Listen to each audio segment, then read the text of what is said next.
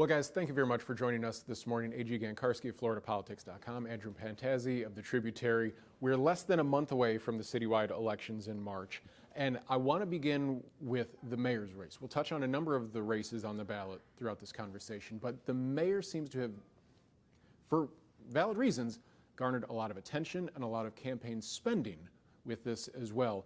A.G., I'll start with you. What's your biggest takeaway right now, less than a month to go, with how this campaign has been run from many sides? Well, I mean, you got to start with Donna Deegan. You know, she's her front runner right now, the leading Democrat. She's been above 30 in every poll of the race so far. And, you know, she's run a positive campaign, hasn't spent a lot of money compared to two leading Republican fundraisers, Leanna Cumber, the city council person, Daniel Davis, you know, Jacksonville Chamber of Commerce chair. They've spent a lot of money with negative ads. It seems to be almost like a shadow Republican primary in many ways, where you have, you know, Cumber and Davis hitting each other on some very esoteric points. One of them will likely prevail. It looks like Davis is better positioned of the two. Al Ferraro, you know, he's another Republican city council person. He's running his own race, and he seems to be polling pretty well. And it remains to be seen who he's taking votes from. Audrey Gibson's also in the mix. But it looks like we're going to see a Donna Deegan and Daniel Davis sort of runoff after the March election. And if that happens, it's going to look kind of like a traditional Republican-Democratic battle in many ways. Andrew, how important do you think name recognition is with where we are in the mayor's race? Donna Deegan was an anchor here at First Coast News, and her husband, Tim, is our meteorologist. And I guess because we're getting used to saying this, we do have to say Tim has no editorial control over decision-making as it relates to our political coverage. But a lot of viewers know Donna. A lot of non-First Coast News viewers even know Donna because of her work with the Donna Marathon. How impactful is just name recognition to a race like this with so many candidates? It's enormously impactful. The name recognition that she has, when you compare to candidates like Leanna Cumber, who far has outraised her, already spent millions of dollars, and Donna has more name recognition because of the decades that she had as a TV journalist and because of the work she did with her own foundation, the Donna Foundation, with breast cancer. I think it's a reason why we're also seeing across the other elections, you've got Joyce Morgan, a former News4Jax journalist who is running for property appraiser and a current city council member. And you've got Ken Amaro running for a city council district. Being on TV, I think, lends trust and credibility in local news that really helps with reaching voters, especially when you are being outraised. This election is far surpassed any records on campaign finance, about $12 million already raised across committees and candidates for mayor. And Donna Deegan has not raised anywhere close to the amount that a Daniel Davis or a Leanna Cumber has, but that name recognition is really valuable because already people know who she is. It also helps because the campaigning that's going on right now, everybody can vote. It's important to preface by saying everybody can vote for any candidate. This is not a primary in that way. And then the top two, assuming nobody gets a majority, will go to a runoff. And so you've got all the Republicans, or I should say the top two Republicans really, focused on negative advertising because they are just determined who can be number two, who can face off against Donna Deegan in a runoff. And so they are attacking each other relentlessly. And then Al Ferraro has not been as negative, and he's doing more retail politics. But for Donna, she doesn't have to get in the mud. She can just focus on, hey, she's got the name ID, she's going to make the runoff. She can kind of save her powder for then. And that's really impactful. And it also means going into the runoff, how much is that candidate she faces, Daniel Davis, Leanna Cumber, Al Ferraro, going to be hurt by the negative advertising that was run against them already? And she has not had to face that yet. I think she will. I think in a runoff, undoubtedly, whoever she faces is going to continue that style of negative campaigning and try to run up some of the negative, numbers that they can. But having these kind of free months where she's not been attacked because she has this name ID is really going to help her. I'm glad you brought up the negative ad because the vast majority of negative ads that we've seen are Cumber against Davis and Davis against Cumber. But because they're both Republican, are they doing Donna's homework for her effectively more than a month out because these started a few weeks ago. I mean, what they're hoping is that people will come home in the runoff. That there's a lot of people who are undecided right now who may not even vote in the initial election, and they're just going to kind of sit out and wait and see which Republican makes it, and then they'll come home.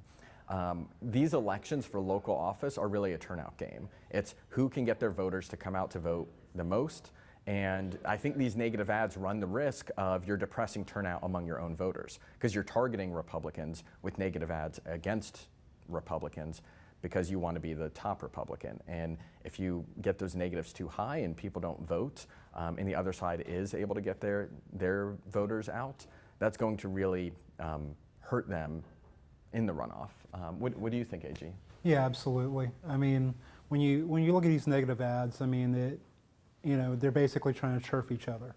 And, it's going to work to that degree, but I mean, the negative ads are going to start against Donna Deegan. They could start even before the March election, given where she is and given that, Davis particularly has resources to burn. So, he may test drive some messages.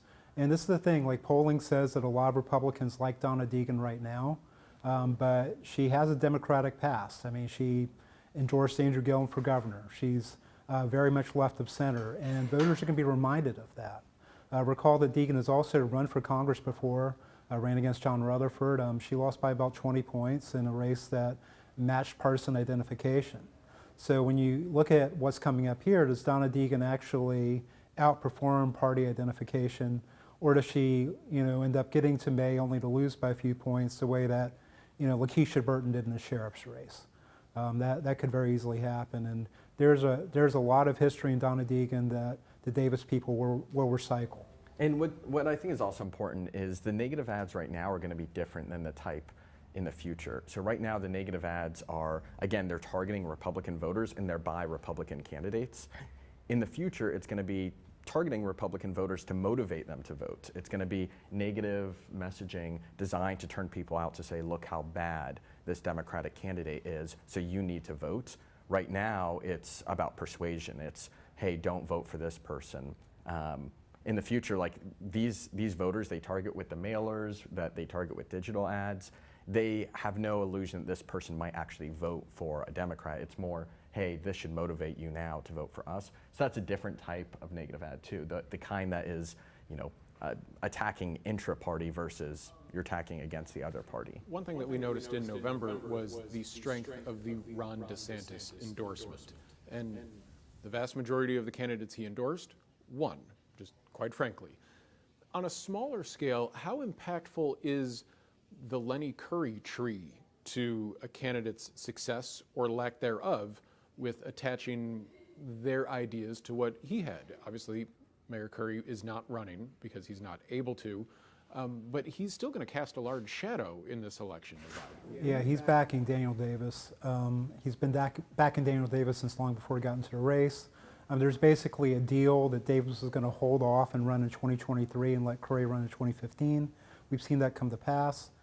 Davis is using the Lenny Curry political operation, a lot of the same tactics, a lot of the same endorsement and messaging tactics, and it's going to look like a Lenny Curry 2015 campaign in 2023. And I think that's what you're going to see there. Is it going to be an endorsement matters? No, it's going to be more like the script that's followed before matters, because the thing about Lenny Curry is for many Republicans, he's been too moderate on issues. He's been a rhino, some say. So his endorsement has limited utility, but the tactics are the things that are really going to stick, and those have been proven.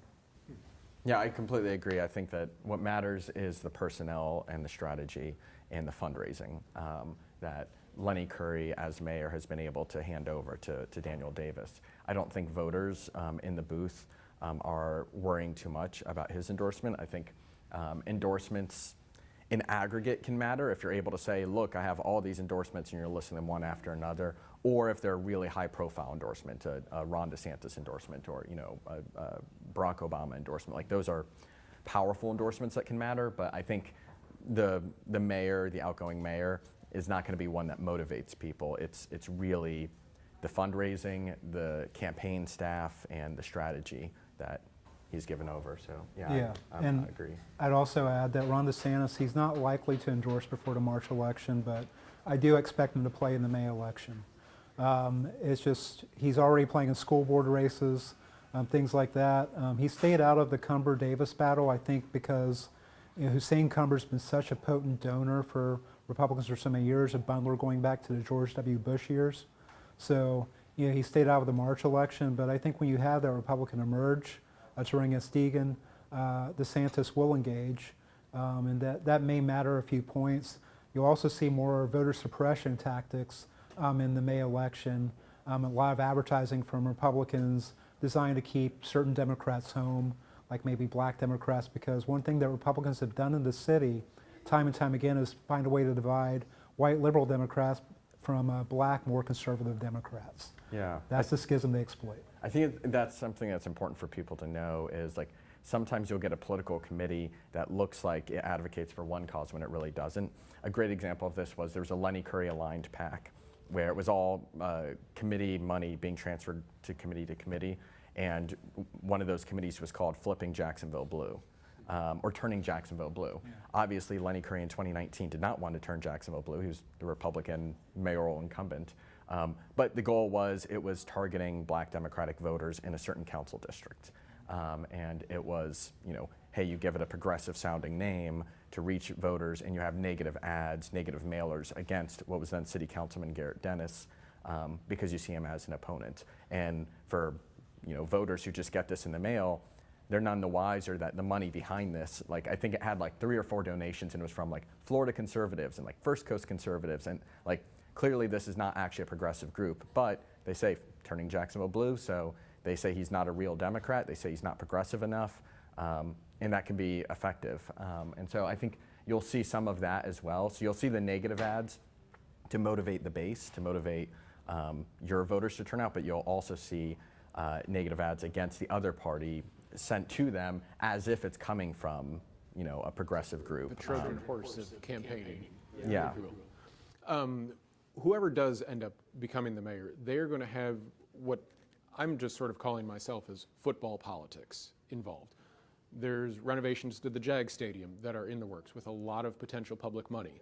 Also, the Gator Bowl, the teams involved, kind of saber rattling, are they going to keep that game in Jacksonville? We know that it is a massive economic boom for the city of Jacksonville to have that game here, but will the city pony up more money to keep it there? What are your thoughts on using football as a way of political leverage once they're actually in office? Well, it'll be interesting to see where Shad Khan actually goes in the mayoral race. He's been a donor before. He backed Alvin Brown in 2015. He backed Lenny Curry in 2019, backing the incumbents. Usually the way he goes here. Will he go with Davis or Deegan? That remains to be seen.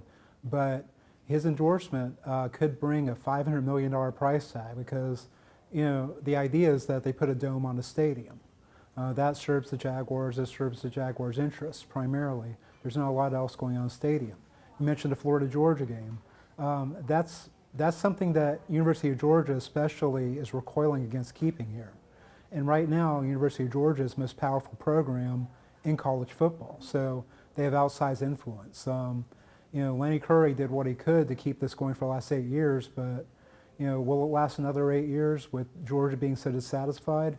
That remains to be seen. Another issue that comes up also, pension, because Davis and other candidates have talked about reopening up defined benefit pensions for police and fire specifically. One of the things that happened a few years ago was the pension reform legislation, which included a sales tax that kicks in now in 2026 to pay off this defined benefit pension legacy debt. That plan was closed in 2017.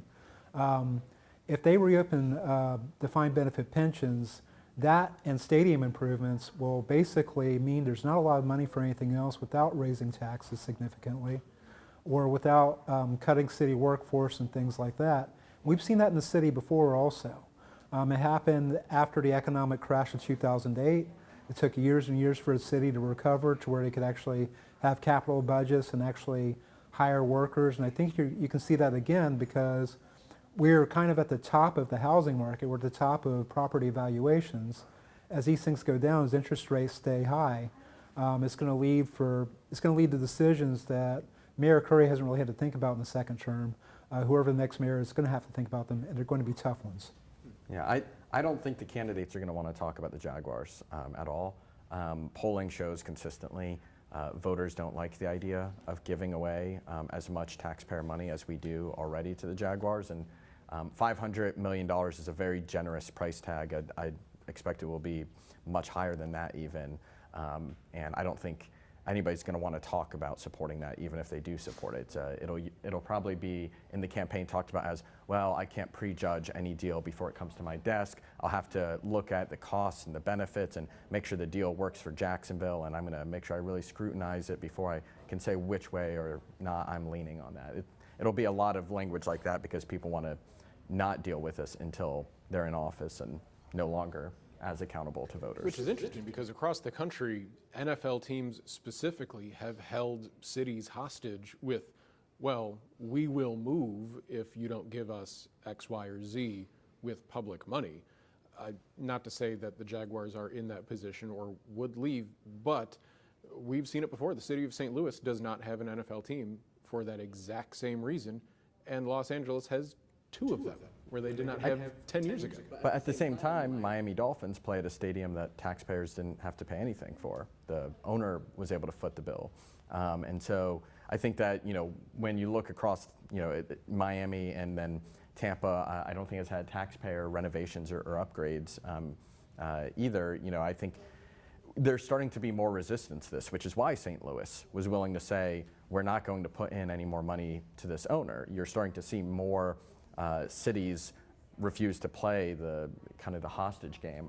I don't know that Jacksonville, as a city government, has as much confidence in itself as some of those other cities that are willing to say we don't feel beholden to the local billionaire owner the way that I think some other cities have. But it is going to be, I think, wildly unpopular. I mean, the polling shows that people really don't like the idea of taxpayer giveaways to these really rich football teams. Well, let's continue talking about the idea of taxpayer dollars, specifically as it related to the housing crisis and, generating tax revenue. 3 people in the property appraiser election right now. How has the influx of people from outside of Jacksonville moving here, new home construction, as well as, technically taxes were lowered, the millage dropped, but people's taxes still rose because home values rose. This is going to be an incredibly powerful person in government going forward. Yeah, I mean, the budget is basically set by the property appraiser, not by city council. The amount of money they have to deal with, how big their pie is determined by the property appraiser.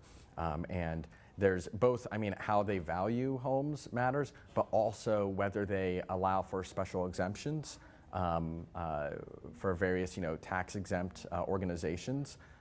They can scrutinize those more closely and say, is this building actually being used for a tax exempt purpose if it's vacant and empty downtown, and should we be taxing it?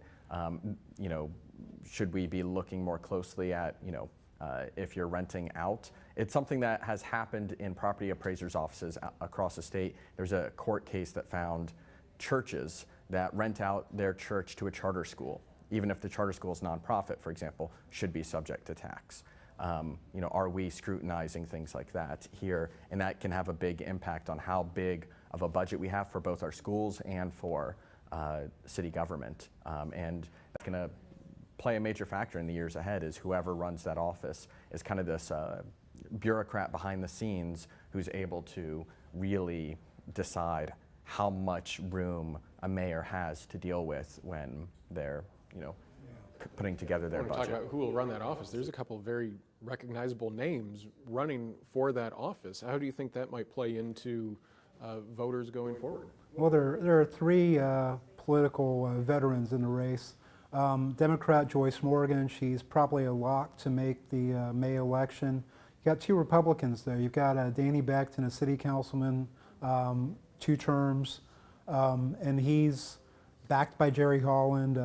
He's more your anti-Lenny Curry type. The outgoing property appraiser, we should say. Yes. Yeah, and Jason Fisher, he's the other candidate.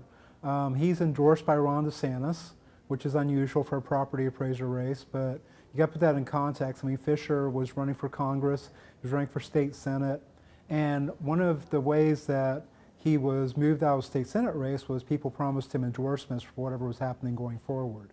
So he's got a lot of Tallahassee endorsements. Is that going to matter in a property appraiser race? We'll soon find out. But so far that race has been below the radar. I'm curious to see what Fisher would do since he's never actually been in city government. Obviously Becton and Morgan have, and they've dealt with low municipal budgets. For Fisher, this is more hypothetical. So it's going to be interesting to see if he manages to win the May election, get to the May election and win it. How he goes about this, because he's never touched a city budget. He's been on the school board, but that's a different matter. And this race honestly presents like an interesting political microcosm of city politics right now, which is Jason Fisher has money, he has endorsements, and he's not out there nearly as much in terms of the campaigning. He's not doing a lot of interviews. He's not, pushing himself in that same way in front of audiences because they're able to use this, kind of armchair campaign tactic that's really grown in prominence in Jacksonville, which is we've got mailers, we've got TV ads, we've got digital ads, we've got the endorsements. We just need to contact our voters and let them know. We don't need to talk to journalists. We don't need to, use intermediaries. Danny Becton is out there doing more of the retail politicking. Danny Becton, businessman in Southeast Jacksonville, who first was just kind of a citizen engaged activist involved in the planning committee for Southeast Jacksonville, and then became a city councilman. He's using a lot of those business connections, a lot of those connections going back to his more citizen days, and a lot of those like people who care about zoning issues that he's been much more willing to get in the weeds on. So he's doing the campaigning as a Republican, but he does not have the same endorsements. He doesn't have the endorsement from the sheriff or the governor in the same way that Jason Fisher does. And so which one can win out when you've got someone who's got the endorsements and someone who's got the willingness to put in the work in a campaign to make it to the May election is going to be interesting. How much of this is sort of the quote unquote, I'm the political outsider versus, oh, that person is the career politician, where especially with this job in this electable position, you're controlling public dollars and sort of feeding into the narrative of, oh, they're living off of taxpayers, as opposed to, oh, well, I'm not the politician, I'm just running for this. How much do you think that might affect this specific race? I don't think much, because they're all very clearly career politicians. It's hard to make that case. I mean, Fisher theoretically can make the case he's outside of city government, but that's a handicap here. I think people want competence in that role. They want predictability and stability, and whichever of these candidates can say they can provide that, convince voters, I think will ultimately prevail. This is one where Joyce Morgan may outrun Donna Deegan in terms of vote share in a May election, or a March election too. Just because she has a reputation for probity, she has a reputation for consideration, sober consideration on the city council. She's been there, she's done the work. This could help her. And she comes from Arlington, from District 1, one of the most important districts in the city, because it's one of the most middle of the road districts, and she's put in a lot of work with Arlington community meetings, and so being able to outrun the countywide vote in District 1 is a big factor. That's a place where people will vote Republican or Democratic, depending on the candidate, and so being able to do well there would make a big difference. I also don't think that the career politician issue would be legitimate if anyone brings it up, but I also think this is something for voters to realize. Be careful what you vote for. In this city, we voted for term limits, and we also have had an elected property appraiser, while other counties used to have appointed property appraisers. We got rid of that with a constitutional amendment. Now, property appraiser everywhere is going to be elected. But when you actually talk to voters, usually they're like, yeah, no, I want a career, guy who I never need to know his name being the property appraiser. I want someone who's been in that office forever. But getting rid of the term limits means you have this cycle of people who can raise money are the people who are going to be a property appraiser. People who can run political campaigns are who gets to be property appraiser, not the person who's been, toiling away at a desk job for 30 years and now is qualified, and also every 8 years we're going to have turnover, if not more often. I am happy that you brought up the idea of districts within the city. People who followed you on Twitter know that you spent a great many hours at city council meetings going through the redistricting and all of the different maps right now. How much of an effect will the new map have on the overall face of what city council will be? Because some of these elections are bloated with candidates simply because of where lines on the map are now. Yeah, I think the new district lines, which were ordered by a federal court that ruled the previous lines were racially gerrymandered, these new lines are going to change not just necessarily who gets elected, but also the dynamics in these districts. You now have a kind of single urban core district, District 7, that has all of downtown, Springfield, Riverside, Avondale, Murray Hill, Mixontown, East Side, College Gardens, all of these areas near the center core of the city, where those used to be split up into a bunch of different districts.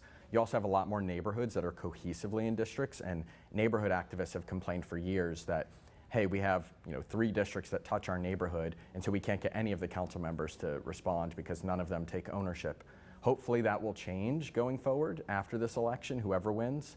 I think even if you get the same council members in some of these districts elected, hopefully the way they handle constituent services is different, having more compact, cleaner district lines where, again, it's not like, you're stretching from one end of the county to the other, which before we did have.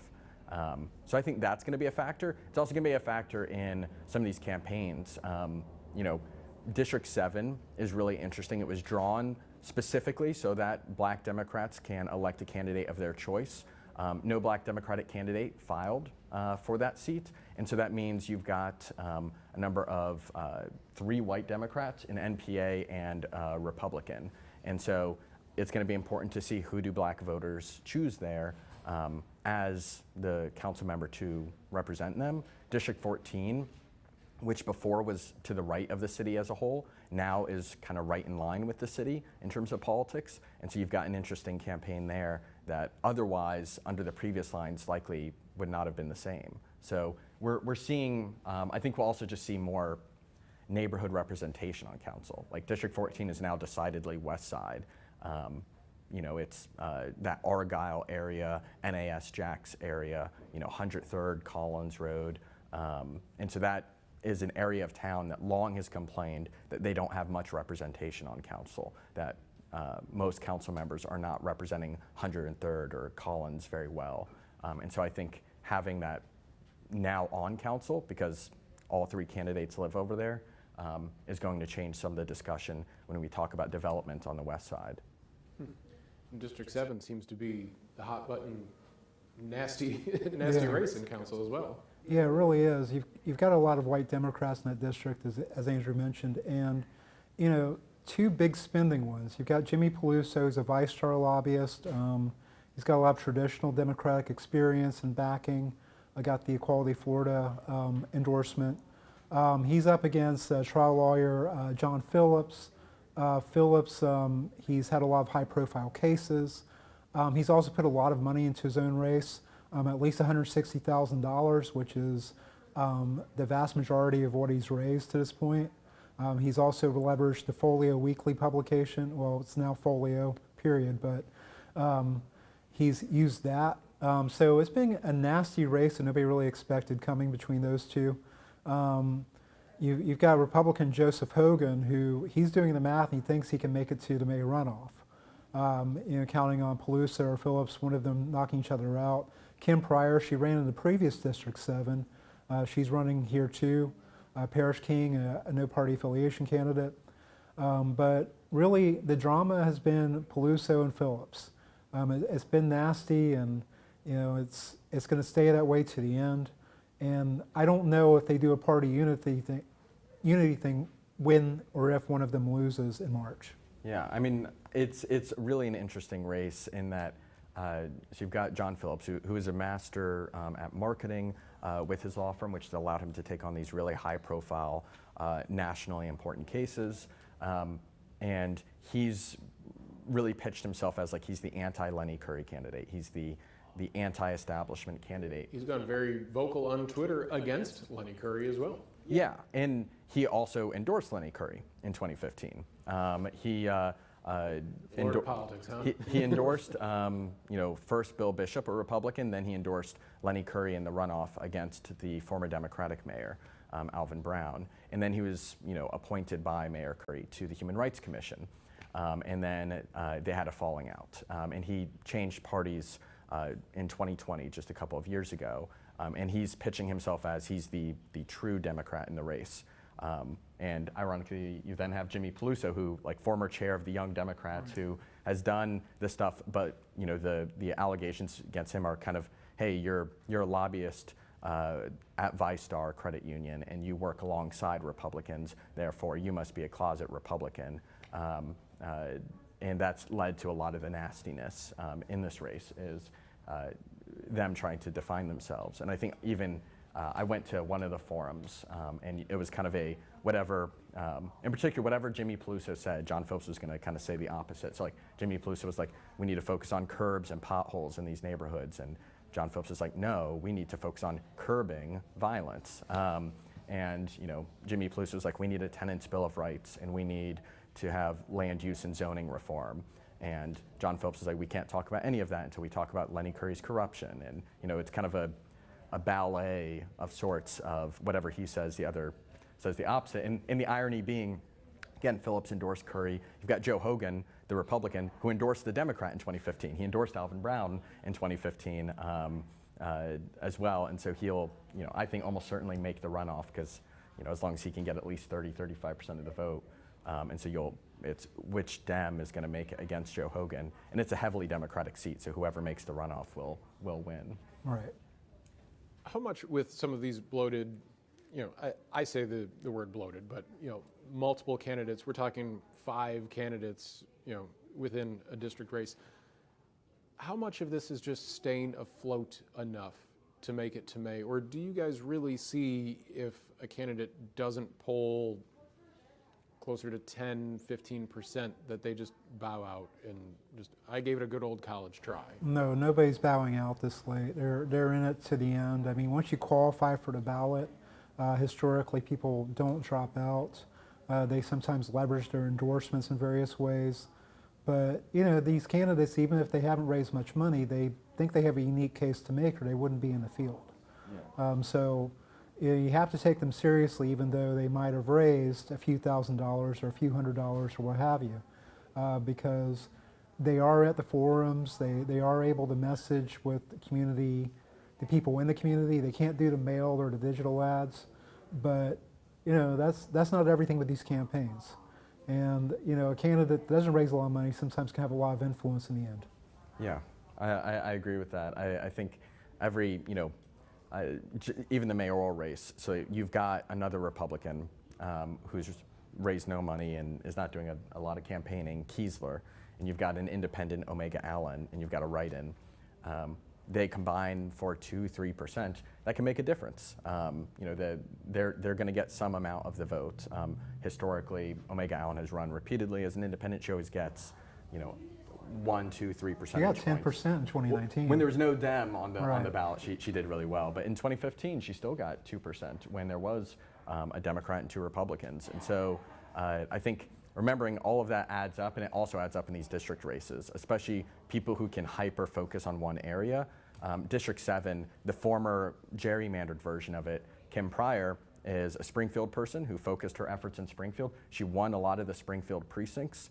And so if she's pulling votes from Democrats in Springfield, and then Jimmy Peluso pulls votes in Riverside, Avondale, and John Phillips is focusing on the whole district, and it's each bit is going to matter, and then how much people vote for Parrish King as the protest vote because he's a NPA. Well, gentlemen, we have been going for a long while, almost to the election itself at this point. I would like to give you guys some chance to just tell our viewers what you're working on specifically right now and looking forward over the next month. AG, we'll begin with you. What are you writing on FloridaPolitics.com? Looking for endorsements, looking at ads. All the candidates are getting to where you're closing arguments. The last couple of weeks of the election, that's the closing argument, and that's where they take things more positive. They try to make their case for winning. So I'm curious to see that, because we saw a lot of negativity early in this race. in the mayoral race and others, but you're going to see it kind of bring it on home, and these candidates try to consolidate. I think Daniel Davis is going to try to prove that he appeals to blacks and to Democrats. I think that's key to his approach. I think Donna Deegan's going to keep doing what she does. And I expect Deegan especially try to manage expectations, because if some of her supporters have said she could win outright in March, that's not going to happen. And she's been trying to knock that down, because that's not helpful. Because if people are saying, well, you should get 40% and you get 30%, then the argument can be made, true or not, that the momentum is failing. Yeah, and same is true for Daniel. He may want expectations low right now of, like, if people think he's going to get 18% and he gets 25, and that's like, look at how much I overperformed, versus if people think he's going to get 30 and he gets 25, where it's like, why did you come up short? You got literally the same amount, each way, but Yeah. yes. It's what Bill Clinton did in 1992 in the New Hampshire presidential primary. Set low Second place, expectations. and he said it was a comeback kid. Yeah, exactly. And what I'm working on, we just had a story out this morning about a candidate in at-large Group 5. We had written about him last week that all documents seem to indicate he does not qualify for city council based on his residency, and today wrote about a new lawsuit filed to have a judge declare that he's not qualified to take office. So that, and then we're writing previews. We're working on previews of each city council race. Our goal is to do basic background of the candidates and find out, is anybody a George Santos or anti-Semitic, or like, is there something voters really need to know about some candidate out there? And that's especially important. We didn't get into this, but a number of these council races are one party. Council District 10 is all Democrats. A lot of the council districts are all Republicans. So helping voters know, hey, if party ID isn't what you can use when you're voting, how do you distinguish between the various Democrats or the various Republicans? How can you know, what type of Republican is this that you're voting for? So we're working on that, trying to give voters information about all of the candidates. So all of a sudden, all these candidates better update that LinkedIn page before you really dive into that one. Awesome. Well, thank you very much, gentlemen. We'll look for both of those stories and previews going forward. But thank you very much for your time this morning. Thank you.